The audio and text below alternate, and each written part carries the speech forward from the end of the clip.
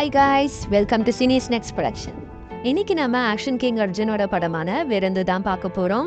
29 August அன்னைக்கு release ஆன இந்த படத்துல அர்ஜுன், நிக்கி கல்ரானி, கிரீஷ் நையர், அஜய் வர்கீஸ்லாம் நடிச்சிருக்காங்க. வாரல், உடம்பு, விதி தி வெர்டிக்ட், பட்டாபிராம் போன்ற பல ஹிட் மலையாள படங்களை கொடுத்த கண்ணன் தாமரகுலம் தான் இந்த படத்தை டைரக்ட் பண்ணிருக்காரு. இது ஒரு பைலிங்குவல் படமா ரிலீஸ் ஆகிருக்கு. இந்த படத்தை மலையாளம்ல விருன்னு டைட்டில் வச்சிருக்காங்க. அர்ஜுனுக்கு இது மலையாளம் சினிமால 4வது படம். ஸோ வாங்க இந்த படத்தோட கதை என்னன்னு பார்ப்போம். பேர்லியா நடிச்சிருக்க நிக்கி கல்ரானி ஜானா வர முகேஷ்ன்ற ஒரு பெரிய பிசினஸ் மேனோட பொண்ணா இருக்காங்க. ஜானோட பிசினஸ் ஒரு பெரிய லாஸ்ல போயிட்டு இருக்கும்போது ஃபினான்ஷியல் அட்வைசரான தேவநாராயணனா வர அர்ஜுன் கிட்ட ஹெல்ப் கேட்குறாரு. தேவநாராயணனோட அட்வைஸ் படி எல்லாத்தையுமே சரி பண்ணிட்டு கொஞ்சம் கொஞ்சமா நல்ல நிலைமைக்கு ஆஃபீஸ் எடுத்துட்டு வராரு. அப்ப சடனா ஒரு சிலவங்க இவரை துரத்துறாங்க. அண்ட் இவங்களுக்கு பயந்து ஒரு ஆத்துல விழுந்து இறந்து போயிடுறாரு. இவரோட பாடி 4 நாள் கழிச்சுதான் கிடைக்குது.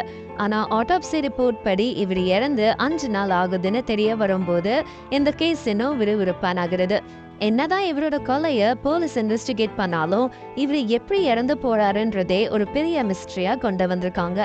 ஜான் இறந்த உடனே இவரோட வைஃபான எலிசபெத்தா வர சோனா நாயர் பிசினஸ டேக் ஓவர் பண்ணிக்கிறாங்க.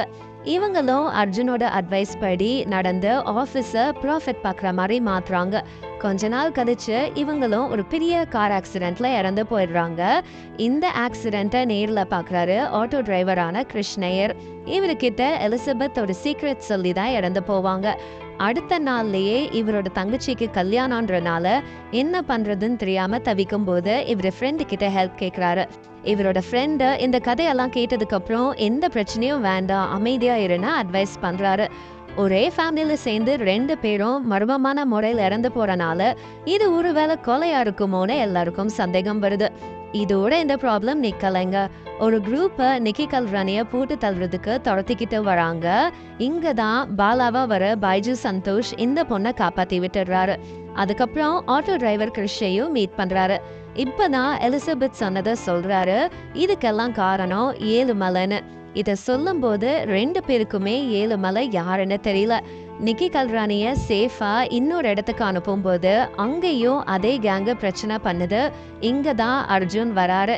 இவங்க கூட வெறித்தனமா சண்டை போட்டு நிக்கி கல்ரானிய காப்பாத்திடுறாரு.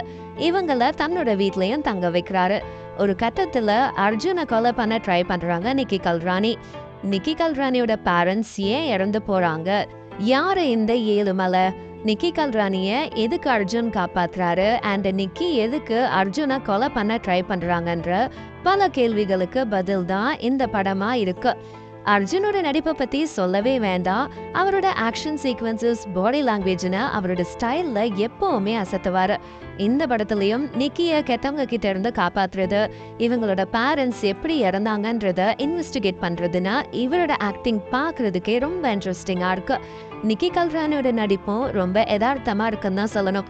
தன்னோட பேரண்ட்ஸ் மர்மமான முறையில இறக்குறதும், ஒரு குரூப் இவங்களை துரத்தும் போதும் சரி, இவங்களுக்கு ஏன் இது நடக்குதுன்ற கன்ஃபியூஷன், பயம்னு எல்லா எமோஷன்ஸையும் ரொம்ப ரியலிஸ்டிக்கா கொண்டு வந்திருக்காங்க. ஆட்டோ டிரைவரா வர கிரிஷ் தான் இந்த படத்துக்கு ப்ரொடியூசர். இவரோட சீன்ஸ் ரொம்ப கம்மியா இருந்தாலும் இவரோட பிரசன்ஸ் இந்த ஸ்டோரிக்கு ரொம்ப ஸ்ட்ராங்காவே கொடுத்திருக்காரு. இவங்களை தவிர சப்போர்ட்டிங் ஆக்டர்ஸா வர ஹரிஷ், அஜய் வர்கீஸ், தர்மஜன் போல்கட்டி, பைஜு சந்தோஷ்னு எல்லாரோட நடிப்பும் பிரமாதமா இருக்கு.